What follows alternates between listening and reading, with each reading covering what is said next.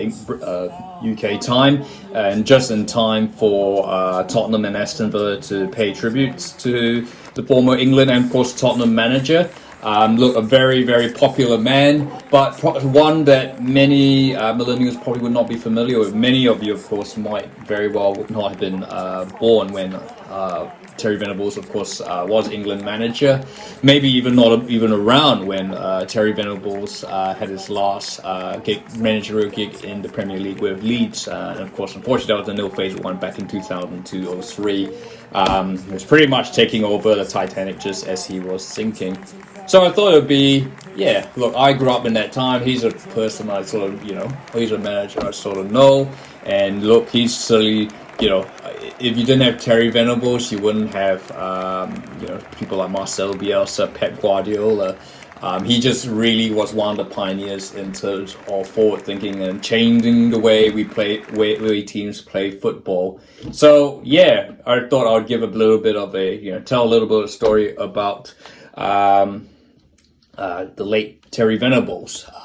Rest in peace, and thinking of his family and friends right now. So pretty much like every football coach, manager, Terry Venables was, started out life in football as a player. He was born in Dagenham, which is just outside London, in 1943. And he attended the Chelsea Academy and made it into the senior team. He was actually involved in the League Cup, and at the time this was when Chelsea were quite a strong team in Division 1. Spent a couple of seasons there.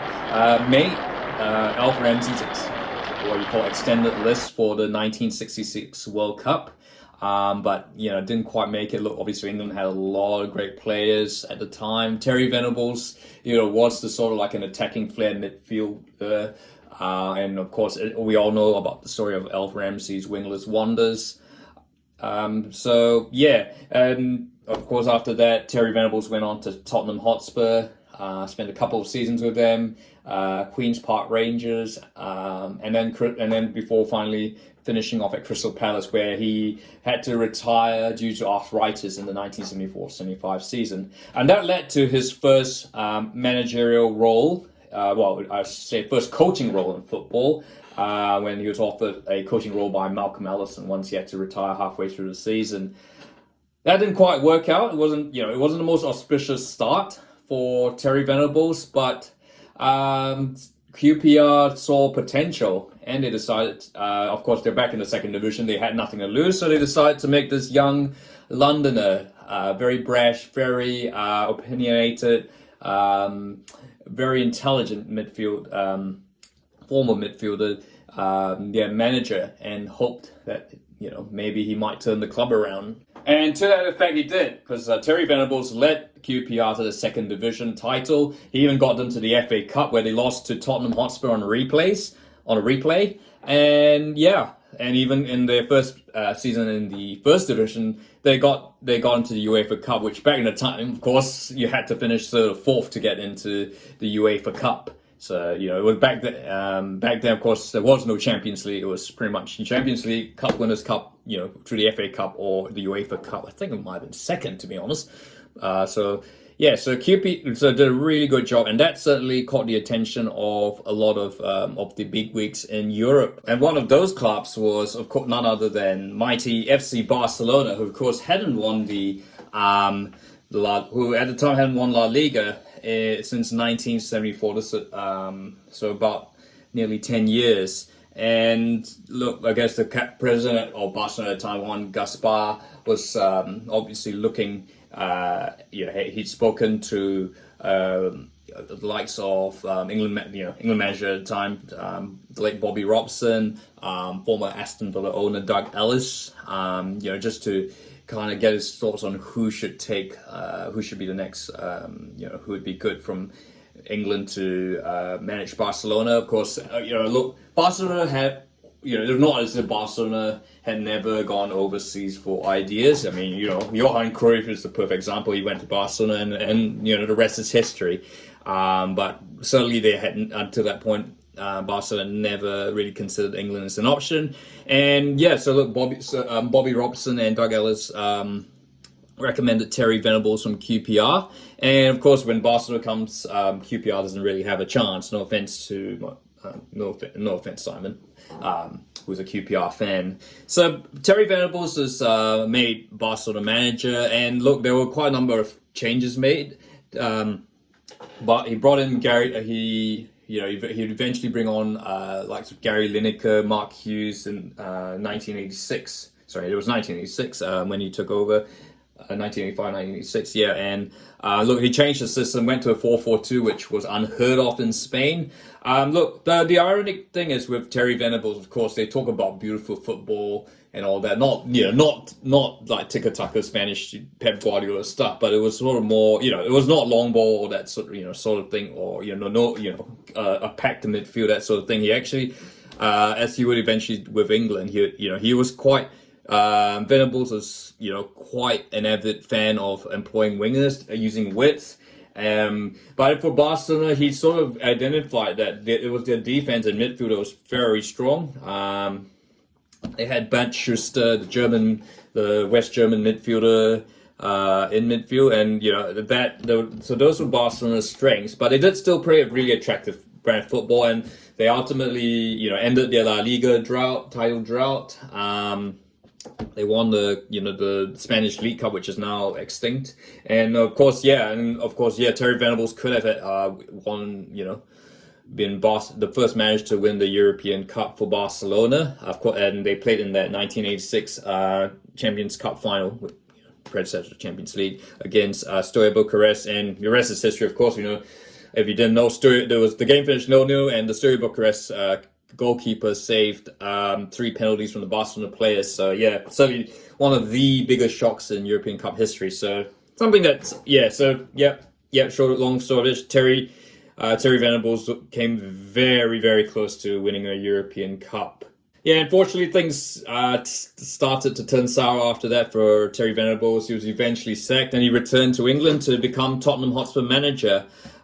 This was sort of coming on the cusp. This, of course, we got to remember English clubs to us in the late 80s, early 90s were still banned from Europe. So I guess it was sort of a more call, going back to his England. So going back to Tottenham, London, where Terry Venables is based, family is based and all that. Went to Tottenham, won an FA Cup with them. And that, of course, in that 1991 FA Cup final, of course, the Paul Gascoigne free kick.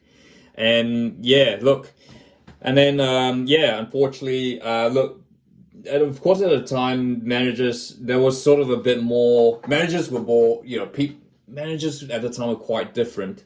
It's not unheard of that they would take shares in the club that they, that they were managing, Tottenham. I mean, so there was a bit of, Terry Venables was certainly looking to have a bit more of a ownership stake in Tottenham, which is quite crazy to think. This in the pre-Daniel Levy, UAE sort of era. But yeah, look, and that actually got him in the spotlight.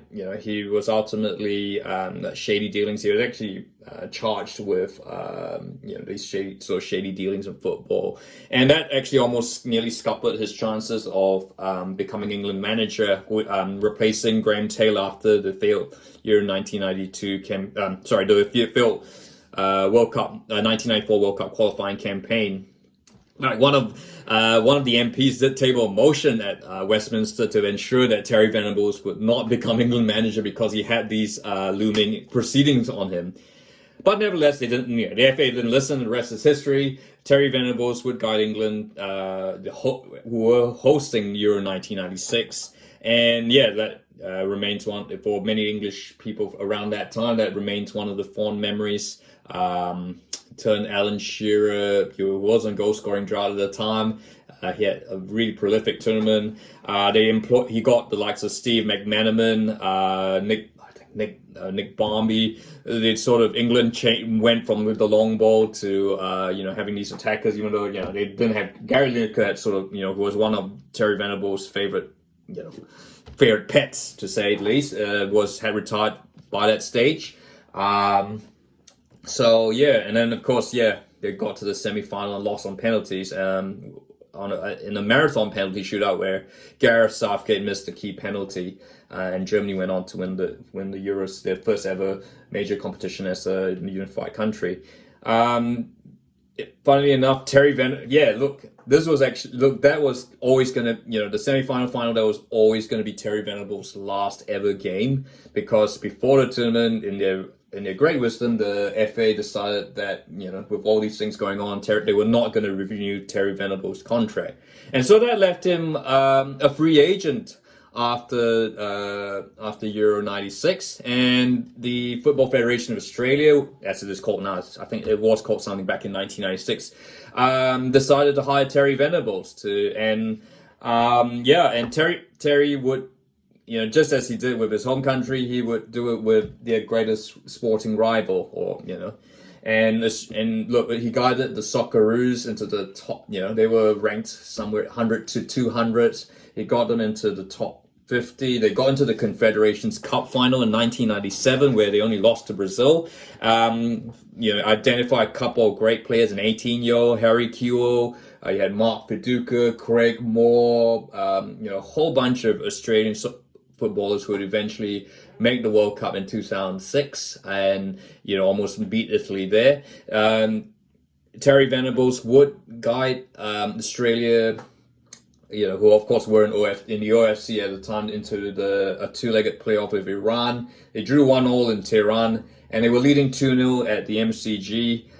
Before they let in two late goals, and Iran went through on away goal. So he nearly got of course, Australia.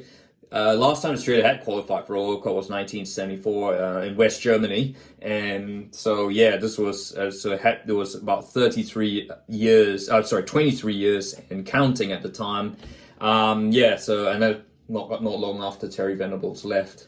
So the story of Terry Venables kind of quietens down after that night at the MCG. Look, he did sort of go back into, he was kind of leaning towards Korean punditry, because, Terry Venables has always sort of been more of a showman rather than, what I meant to say, he kind of likes the showman side of life. He's not fully into football, but of course, as such a great football mind, you're still in high demand for managers in the Premier League. Middlesbrough actually did, he was employed as, as co-manager with Sir Brian Robertson, effectively like a mentor. And then he took his final full-time job was with Leeds. He actually had to leave ITV just to take that job on. This was on the back of David O'Leary being sacked at the end of 2002 season.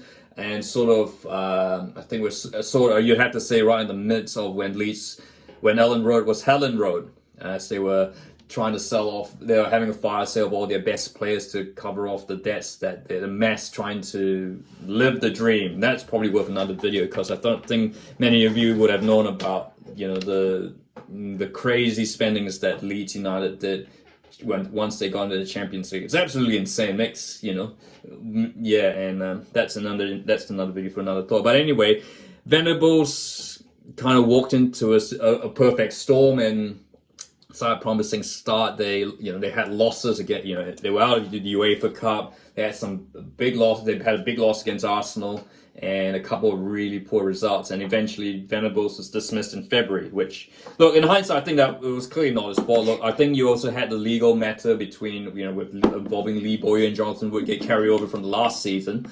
Funnily enough, Woodgate was eventually sold by Leeds to Newcastle. And Bowyer went to West Ham on loan, I believe. But so there was a lot going on at the time. And of course, they sold Rio Ferdinand. They still had Harry Kewell, Alan Smith, Mark Viduka. So a really potent lineup up front. But obviously the side was, there was a lot of turmoil going on at Ellen Road. I guess players weren't knowing whether they were going to be there the next day. Of course, this was the first season of the summer the transfer windows.